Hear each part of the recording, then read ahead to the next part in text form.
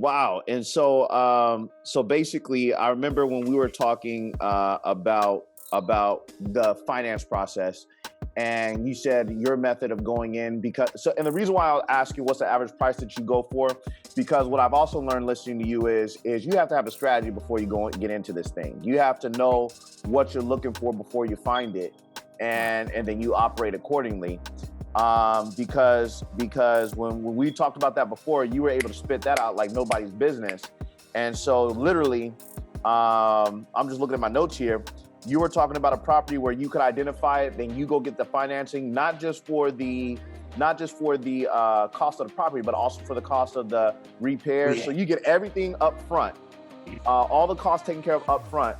And then by the time it's sold, you're in the profit, you're in the green already. It's already good. Can you talk to that just a little bit? Well, I know you guys may not be able to see this one, but this is actually one that I did this. I paid $78,000. Now move it to the side just a little bit. Move it to the side just a little bit. There you go. Okay. See, this property cost $42,000, but I borrowed $78,000. The $78,000 was to pay closing costs and to pay the rehab fee. At the time of closing, where you see down here, due to buyer, $24,000. I walked away from the closing table with $24,000. I didn't have to bring anything to the closing table, no attorney fees, no nothing. I walked away from the closing table with $24,000. Their rehab, $22,000.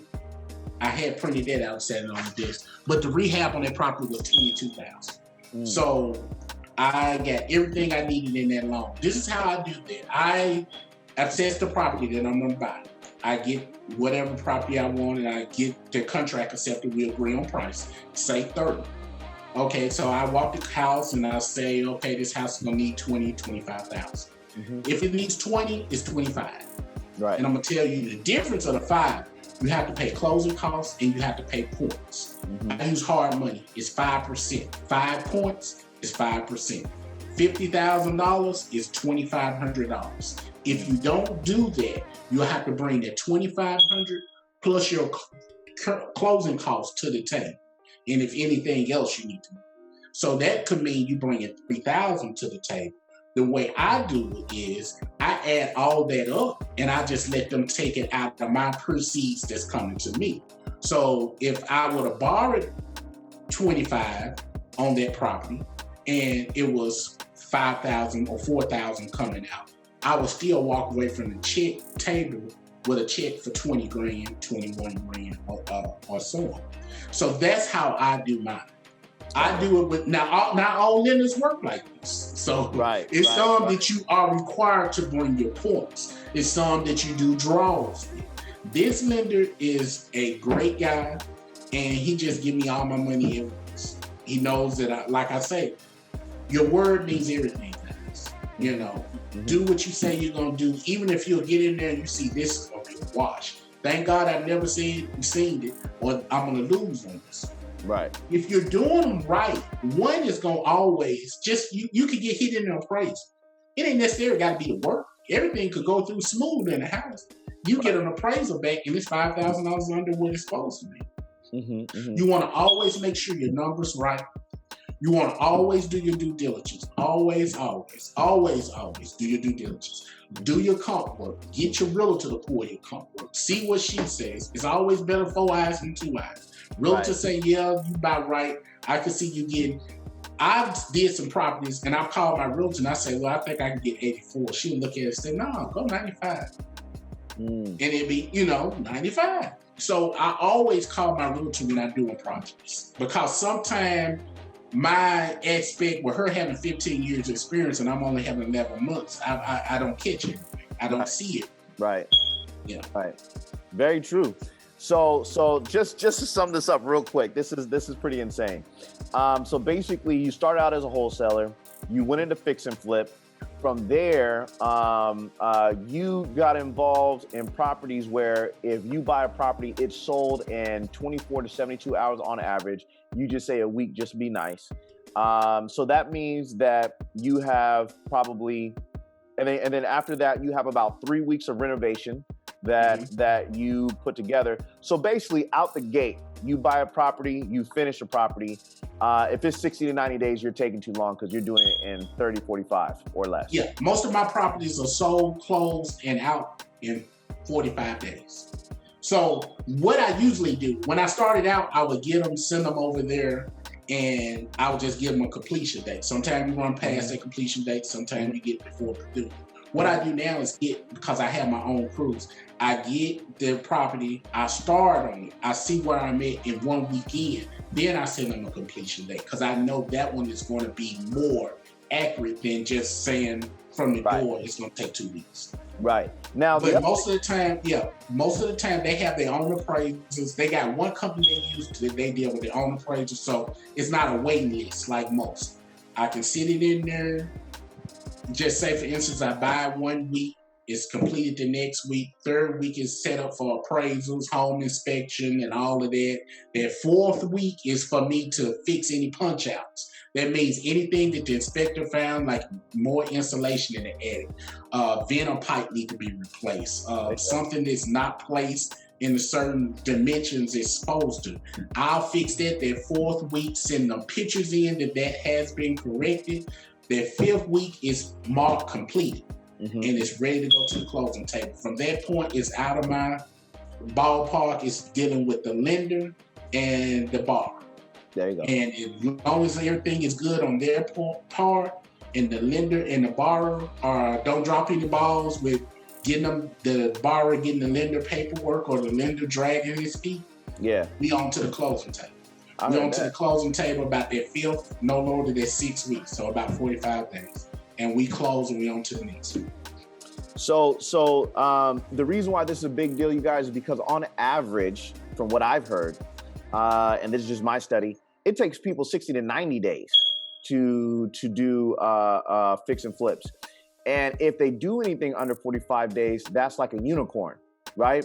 So the reason why this is important is because it's not the fact that he does 45 days, but he does 45 days on average with 30 properties within not even 12 months yet, or it will be 12 months in May. So that's why this is important. And so with that being mentioned, you mentioned the finance part and everything else. So that brings me to another part. Usually when you're financing these properties, how are you doing it? Are you doing it with your money? Are you going to the bank? How does that work out? I've done everything. My way of doing it, I have done everything. I have been to the bank. Okay. I have done with my money.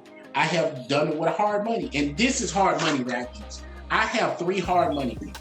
My most favorite is the one to give me my money all in front. He did everything take out. I got 2 behind him that I have to bring my points. So that means that $4,000 I would have to bring to the table. I don't get any money. I just bring the check, sign the paperwork. I have to enter into the system for my first draw. Gotcha. You see what I'm saying? So those other 2 are like that. But my top lender that gets most of my properties, I send everything over to. I send the numbers and the pictures. He send me back a reply yes in 30 minutes or less. And just when I need my money, that's it. Okay. And so no background checks, no credit checks, no checks. There it is.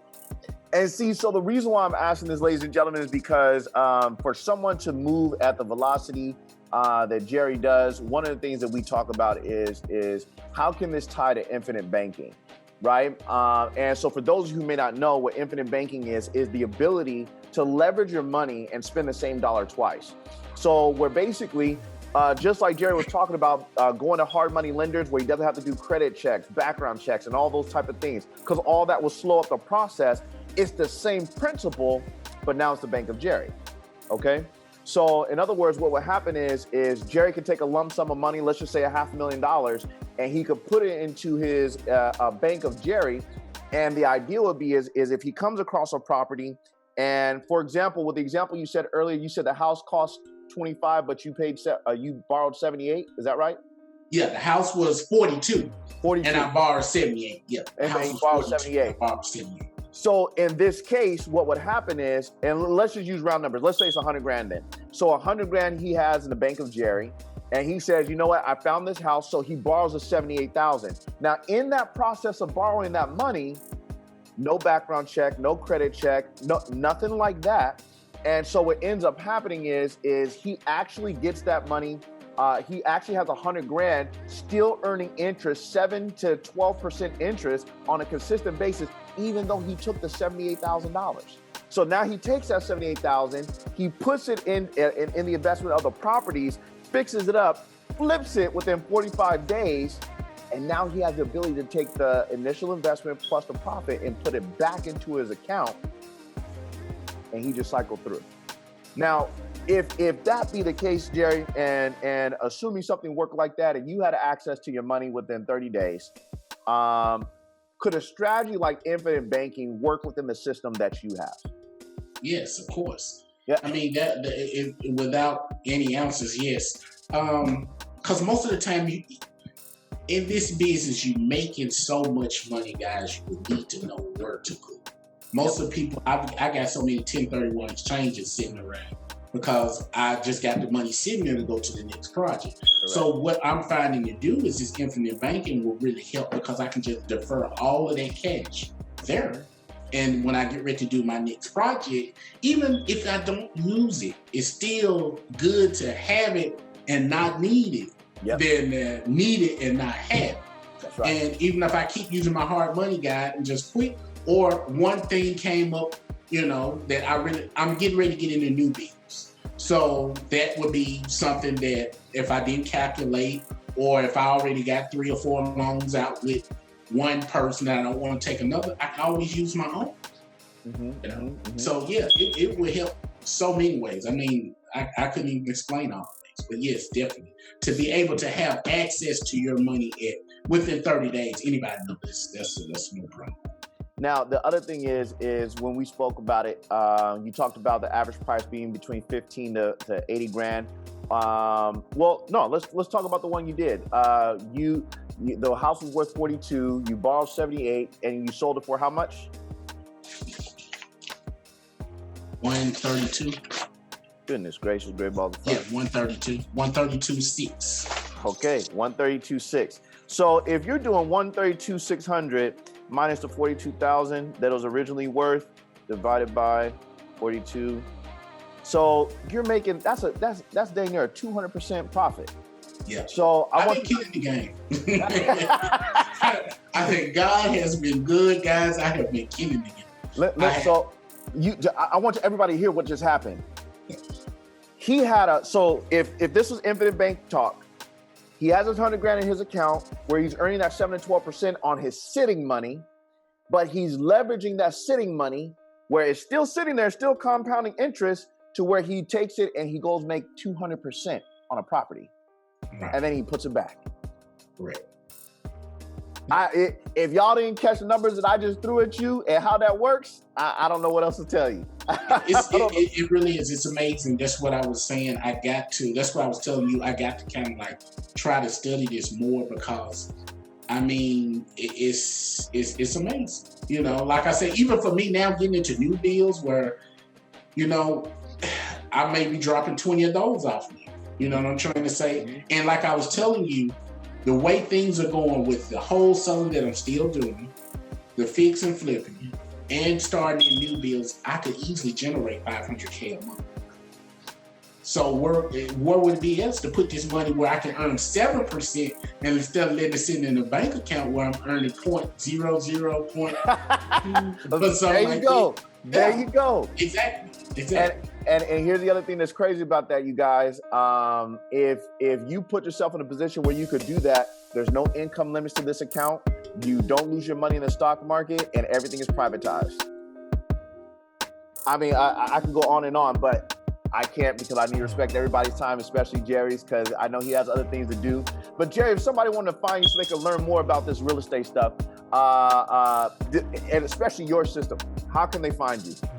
You can check me out on Instagram at CEO_Jerry Harris. Okay. I'm CEO Jerry Harris on Facebook, at CEO Jerry Harris on Facebook. You can also, which I have a text number, I always try to answer people questions when I go live on Instagram. Okay. That's my most popular platform. I try to stay out, shoot 2 or 3 videos, walk y'all through projects, let you ask questions. You can reach me if you got an email, if you got a question on how to get into business, money, raising capital, things like that to start your first one. You can send it to me at info at ceojerryharris.com. Or you can text me the question, which is probably going to be your fastest response. I say text. If it's something that I think you really need to hear my voice, I will call you and talk to you about it. Yeah. It's 901 area code 501-6517. Okay. There you have it, folks.